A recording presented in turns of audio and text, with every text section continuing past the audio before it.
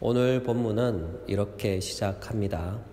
율법이 들어온 것은, 여기 들어온 것에 해당하는 헬라어 원어는 파레이세르코마이입니다. 이 단어는 접두사 파라와 에이세르코마이의 합성어이죠. 접두사 파라의 뜻은 뭐뭐와 나란히 혹은 뭐뭐에 가까이 따라서이며, 에이세르코마이는 들어가다란 동사이죠. 따라서 직역하면 뭐뭐와 나란히 들어오다 또는 뭐뭐에 가까이 따라서 들어오다 라는 뜻이 됩니다. 좀 더 적절한 번역은 끼어 들어왔다 또는 따라 들어왔다 이죠. 그래서 원문에 가깝게 의역을 하면 율법이 끼어 들어왔다 혹은 율법이 따라 들어왔다는 것이에요. 그렇다면 율법이 무엇을 따라 들어왔으며 율법이 따라온 목적은 무엇일까요? 이것은 아담의 범죄로부터 예수 그리스도가 오시기 전 그 사이에 율법이 끼어들었다는 뜻이에요. 다시 말하자면 아담의 타락으로부터 예수 그리스도의 초림 사이에 율법이 삽입된 것이죠.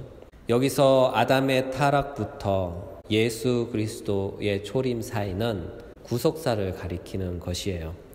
구속사란 구원의 역사를 일컫는 말이죠.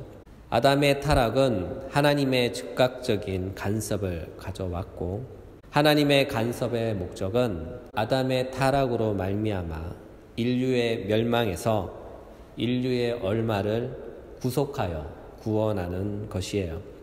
구속이란 말 속에는 이미 값을 치르다 라는 의미가 담겨져 있죠. 하나님은 타락한 인류를 구속하시되 값없이 그저 구속하신 것이 아니라 값비싼 대가를 치르시고 구속하신 것이에요. 이와 같은 이유로 우리의 구원은 결코 값싼 싸구려 구원이 아니에요. 왜냐하면 우리를 구원하시기 위해 하나님의 독생자 아들이시며 죄가 전혀 없으시며 완전 순결하시며 의로웠던 한 사람이 십자가에서 자신의 몸이 찢기며 피를 흘리며 죽었기 때문이에요. 그 한 사람의 희생의 의로운 피로 말미암아 우리가 구속받아 구원받았기 때문이죠. 따라서 우리의 구원은 엄청난 것이에요. 어마어마한 것입니다. 이 세상에 그 어떤 신이 자신이 창조한 한낱 피조물에 불과한 그 한 존재를 위해 자기 자신까지 버려 희생하면서 구원을 베풀어 줍니까? 그렇죠? 여러분 찾아보세요. 세상에는 그런 신이 없어요. 이 세상 종교에서 신이라고 불린 신들 중에 자신이 창조한 피조물의 잘못을 대신 책임지기 위해 자신의 생명을 버렸다는 가르침은 없어요. 사랑하는 여러분, 이 사실을 기억하십시오. 우리의 구원은 결코 값싼 구원이 아니에요. 절대로 싸구려 구원이 아니에요. 우리의 구원은 우리가 상상할 수 없을 만큼, 아니 우리의 상상을 초월한, 측량할 수 없는 엄청난 가치의 구원이에요. 이 같은 구원을 받은 우리는 하나님께 감사해야 합니다. 평생 죽도록 갚아도 절대로 다 갚을 수 없는 감사함이죠. 그래서 우리의 구원은 하나님의 은혜라고 부르는 것이에요. 그것도 측량할 수 없는, 값으로 환산할 수 없는 깊고 높고 끝없는 은혜인 것이죠. 여기에 모인 우리 모두는 이와 같은 한량없는 풍성한 은혜로 구원받은 줄 믿으시기 바랍니다. 따라서 우리는 우리의 구원을 자랑스러워해야 합니다. 그리고 아직 나와 같은 구원을 받지 못한 그들을 불쌍히 여기며 그들에게 하나님의 은혜의 복음을 적극적으로 전해야 합니다. 하나님은 아담이 타락하자마자 측량할 수 없는 한량 없는 은혜 가운데 아담에게 구속의 은혜를 베푸신 것이에요. 그래서 아담의 타락 이후부터 예수 그리스도께서 이 땅에 오시기 전까지, 또한 예수 그리스도께서 오심부터 다시 오실 때까지 그 모든 기나긴 여정을 가리켜 우리는 구속사 혹은 구원의 역사라고 부릅니다. 이와 같은 이유로 성경은 구원의 역사를 기록한 책이라고 감히 말할 수 있죠. 그래서 성경을 보면 아담의 타락 이후 노아 시대까지, 노아 시대 이후 아브라함까지, 아브라함부터 모세까지, 모세로부터 다윗 왕국까지, 다윗 왕국으로부터 예수님이 오시기 전까지의 모든 구속의 역사를 다루며 기록했어요. 따라서 우리는 이와 같은 성경의 큰 흐름 안에서 성경을 읽고 해석해야 합니다. 이것을 구속사적 관점이라고 부르죠. 이것은 그리스도인들이 성경을 올곧게 바라보는 태도예요. 하나님은 이와 같은 큰 구속의 역사 가운데 일하셨으며 지금도 일하고 계십니다. 여러분, 이 사실을 믿으시기 바랍니다. 그리고 구속의 역사는 언젠가 종결됩니다. 그날이 언제인가 묻는다면 그날은 바로 예수님이 재림하실 때이죠. 예수님이 재림하시면 지금 이 세상의 모든 역사, 시간은 종료됩니다. 그리고 새로운 역사가 시작되는데 은혜의 역사, 곧 은혜의 왕국이 도래하죠. 로마서 5장 21절, 제가 사망 안에서 왕 노릇한 것 같이 은혜도 또한 의로 말미암아 왕 노릇하여. 이 본문에 의하면 제가 사망 안에서 왕 노릇하여 자신의 왕국을 이룬 것처럼 은혜도 또한 의로 말미암아 자신의 왕국을 이루어 영원히 왕으로 통치할 것을 계시하고 있어요.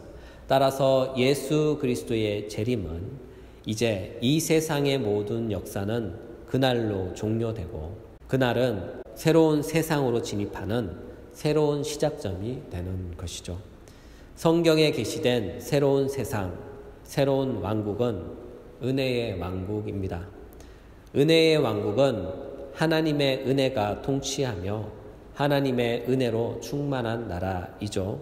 그 결과 그 나라는 더 이상 죄도 없고 눈물도 없고 고통도 없고 죽음도 없는 영원한 기쁨과 행복만이 가득한 왕국입니다. 이와 같은 왕국에 들어갈 사람은 오직 어린 양의 피로 자신의 의복을 깨끗이 세탁한 자만이 들어갈 수가 있어요. 이 나라가 임할 때까지 하나님은 쉬지 않고 일하십니다. 하나님의 일하심은 피조물의 시간 안에서 나타나는데 그것이 바로 구속사인 것이죠. 이와 같은 구속사 안에 모세의 율법이 따라 들어온 것이에요. 다시 말해서 구속사 안에 모세의 율법이 삽입되었다라는 것이죠. 그렇다면 율법이 삽입된 목적은 무엇일까요? 율법이 삽입된 목적을 두 가지 측면에서 살펴볼 수가 있어요. 첫 번째는 능동적인 측면이며 둘째는 수동적인 측면입니다. 먼저 능동적인 측면에서 살펴볼 때 율법은 하나님의 형상의 계시예요. 이것은 10월 1일 설교에서 말씀을 나눴죠. 간략하게 다시 요약하면 율법이 하나님의 형상의 계시인 까닭은 하나님은 사람을 창조하실 때 자신의 형상을 따라 사람을 창조하셨죠. 따라서 사람 안에는 하나님의 형상이 내재되어 있어요. 하나님의 형상은 다시 두 부분으로 구분할 수 있는데 그 이유는 하나님의 형상 안에는 영이신 하나님과 영적 세상과 관련된 부분도 있고 동시에 보이는 세상과 관련된 부분도 있기 때문이죠. 영이신 하나님과 영적 세상과 관련된 부분은 우리의 영과 관련된 것으로서 하나님을 알고 하나님을 사랑하며 영원토록 즐거워하는 것이에요. 또한 보이는 세상과 관련된 것은 우리의 육체의 본성과 관련된 것으로서 선한 양심이에요. 이 두 부분이 하나님의 형상으로서 우리 안에 내재되어 있어요. 그러나 아담의 타락으로 말미암아 영이신 하나님과 관계된 부분이 심각한 훼손을 입었고, 그 결과 우리는 더 이상 영이신 하나님을 알 수 없고 그분의 부름에 응답할 수 없는 존재가 된 것이죠. 하지만 우리 안에는 여전히 하나님의 형상이 있어요. 우리 안에 있는 하나님의 형상은 하나님의 신성의 흔적으로서 무엇이 옳고 무엇이 그른지 본능적으로 분별할 수 있는 도덕성이에요. 우리는 이와 같은 도덕성을 통하여 최소한의 양심을 규정하여 헌법으로 만들었으며, 그 헌법을 통하여 정의를 세우며 구현해 나가는 것이죠. 그래서 이 세상이 무절제한 도덕성으로 빨리 무너지지 않고 최소한의 인간성이 급격히 훼손되지 않도록 보존하며, 그래도 살만한 세상, 그나마 정의로운 세상을 만들며 구현해 나갈 수 있는 것이에요. 그러나 이와 같은 정의로움으로는 우리가 처한 영혼의 문제를 해결할 수가 없어요. 왜냐하면 헌법은 세상의 정의는 세울 수 있지만 하나님이 바라시고 원하시는 하나님의 의로움은 세울 수가 없기 때문이죠. 또한 우리의 양심은 훼손된 하나님의 형상을 복구하기엔 너무나 미약한 것이에요. 우리의 양심으로는 아무리 깨끗하게 살아도, 도덕적으로 올곧게 살아도 그것은 하나님이 바라시고 원하시는 의가 아닌 것이죠. 그와 같은 까닭에 그는 절대로 하나님의 의로움에 이룰 수가 없는 것이에요. 따라서 하나님은 하나님에 관한 지식이 단절된 그들에게, 죄로 인해 하나님의 형상이 깨진 그들에게 예수 그리스도가 다시 오실 때까지 하나님의 형상을 다시 계시할 필요성이 있었어요. 그래서 하나님은 자신의 형상을 율법이라는 형식으로 계시해 주신 것이죠. 이와 같은 이유로 사람들은 모세의 중보를 통하여 우리 안에 훼손되었던 하나님의 형상을 조금이나마 바라보고 하나님을 향한 선한 소망을 갖게 된 것이에요. 그러므로 율법은 하나님의 형상의 계시입니다. 두 번째는 율법의 수동적인 측면이 있어요. 사도 바울은 율법의 기능을 수동적 측면에서 서술했죠. 그래서 사도 바울은 그의 서신 안에서 부정적인 부분을 먼저 서술한 다음 긍정적인 부분을 서술했는데, 이것은 바울 서신의 특징 중에 하나예요. 바울이 이렇게 서술하는 이유는 부정적인 것을 먼저 서술하여 뒤에 서술된 그 서술의 효과를 더욱더 극대화시키려는 의도가 있기 때문이죠. 오늘 본문에도 등장하죠. 로마서 5장 20절, 율법이 들어온 것은 범죄를 더하게 하려 함이라. 그러나 죄가 더한 곳에 은혜가 더욱 넘쳤나니. 그렇죠. 바울은 말합니다. 율법이 삽입됨으로 말미암아 오히려 범죄가 더 증가했고, 범죄가 더 증가했기 때문에 오히려 은혜가 더욱더 증가했다는 것이죠. 이같이 죄의 증가는 곧 은혜의 증가로 귀결된 것이죠. 이처럼 바울은 율법의 수동적 측면에서 율법을 서술하고 있어요. 바울이 서술하는 율법의 수동적인 측면을 세 가지로 요약하면 이렇습니다. 첫 번째, 죄에 대한 지식이 증가한다는 것이죠. 율법이 들어온 것은 범죄를 더하게 하려 함이라. 그렇죠. 이에 대한 서술은 이미 로마서 3장 20절에서 했죠. 로마서 3장 20절. 율법의 행위로 그의 앞에서 의롭다 하심을 얻을 육체가 없나니 율법으로는 죄를 깨달음이니라. 따라서 율법의 첫 번째 기능은 죄를 깨닫게 하는 것이에요. 이와 같은 진리가 로마서 7장 7절에도 등장하죠. 율법이 죄냐? 그럴 수 없느니라. 율법으로 말미암지 않고는 내가 죄를 알지 못하였으니 곧 율법이 탐내지 말라 하지 아니하였더라면 내가 탐심을 알지 못하였으리라. 그렇죠. 따라서 율법은 사람들이 짓는 죄에 대하여 구체적으로 콕 집어 규정하기 때문에 이와 같은 이유로 사람들은 구체적으로 무엇이 죄인지 비로소 알게 되는 것이죠. 그러므로 율법을 통하여 우리는 죄가 무엇인지 바로 알고 죄에 대한 지식들이 더해지는 것입니다. 이처럼 율법은 죄를 규정하고 규칙화하여 그것을 법이 법되게 만드는 것이죠. 그렇다면 이와 같은 율법이 필요한 이유는 무엇일까요? 그것은 하나님의 구원받은 사람들의 환경이 달라졌기 때문이죠. 아담 시대부터 노아 시대까지, 노아 시대부터 아브라함, 이삭, 야곱의 시대까지는 율법화할 필요가 없었죠. 왜냐하면 그들은 아직 시족사회, 족장사회였기 때문이죠.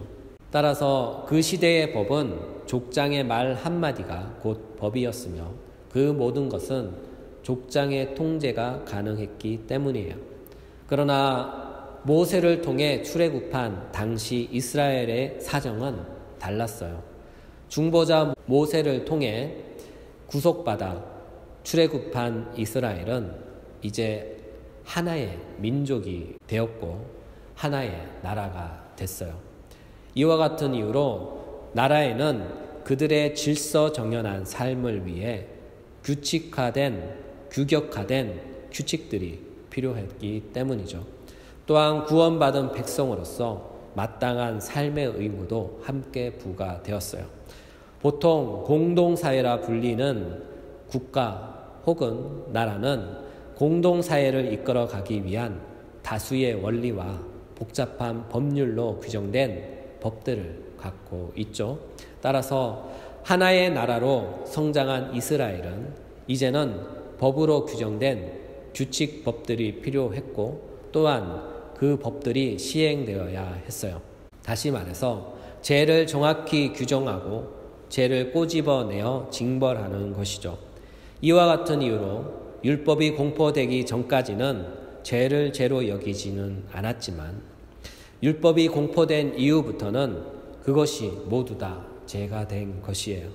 로마서 5장 13절 죄가 율법이 있기 전에도 세상에 있었으나 율법이 없었을 때에는 죄를 죄로 여기지 아니하였느니라. 사실상 율법이 공포되기 이전에도 죄는 있었죠. 그것은 분명히 죄였고 사람들은 그와 같은 죄를 지었어요. 하지만 그때의 그 죄들은 율법의 조항으로 들어가 죄로 취급되기 이전이었으므로 그 죄는 처벌받지 않았던 것이에요. 그것이 죄가 된 시점은 모세의 율법이 공포되면서입니다. 율법이 공포된 이후부터 그것은 죄로 취급되어 처벌받은 것이에요. 따라서 율법의 공포는 죄가 무엇인지 죄에 대한 명확한 지식을 갖게 합니다. 또한 율법의 수동적 측면 두 번째는 죄에 대한 깊은 이해와 죄에 대한 참된 본질을 가르쳐 줍니다. 우리는 율법을 통하지 않고는 죄에 대한 참된 이해와 본질을 알 수가 없어요. 우리에게 죄의 본질에 대한 진정한 이해를 주는 것은 오직 율법뿐입니다. 전에는 어린아이 같아서 나쁜 일을 했지만 자기가 한 일이 나쁜 짓인지 진정으로 이해하지 못했어요.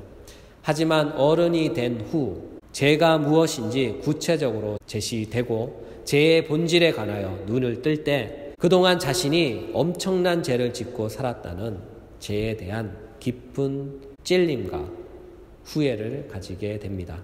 이와 같은 죄에 대한 인식과 이해는 그를 더욱 죄인답게 만들며 그로 하여금 더욱더 겸손하게 만드는 것이죠. 율법이 우리에게 알려준 것은 내가 생각한 것보다 내 죄가 훨씬 더 크고 엄청나게 심각한 죄였다는 사실이죠. 다시 말해서 세상에 나보다 더 악한, 더 나쁜 죄인은 없는 것이죠. 율법이 이 사실을 가르쳐 줍니다. 이것을 가르쳐 주고 이것을 깨닫게 해주는 것이 바로 율법이에요.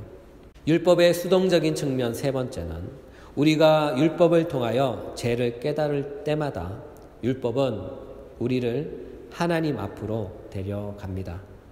그리고 정말로 내가 율법대로 한다면 죽을 수밖에 없는 죄인이라는 사실 앞에 직면하게 만들고 하나님의 율법 앞에 벌거벗겨진 자신을 바라보게 만들죠.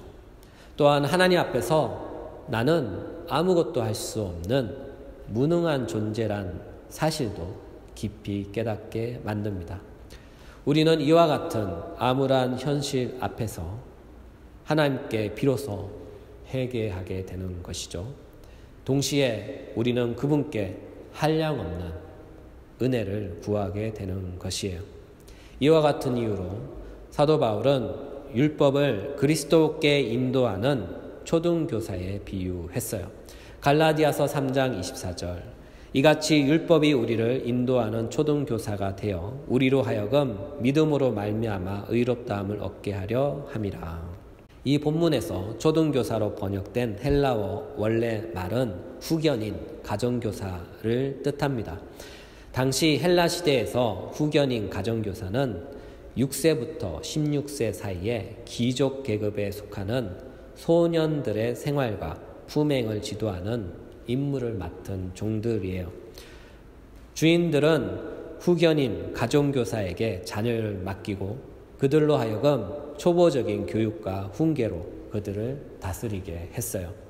그리고 자녀들이 성인이 되면 그 모든 권한이 아버지께 이양됩니다. 따라서 사도 바울은 율법이 예수 그리스도가 오시기 전까지 후견인 가정교사의 역할을 한다고 가르치고 있는 것이죠. 그러므로 율법이 아담의 타락으로부터 예수 그리스도께서 오시기 전까지 구속사에 삽입된 것은 이와 같은 후견인 가정교사의 가교 역할을 한 것이에요.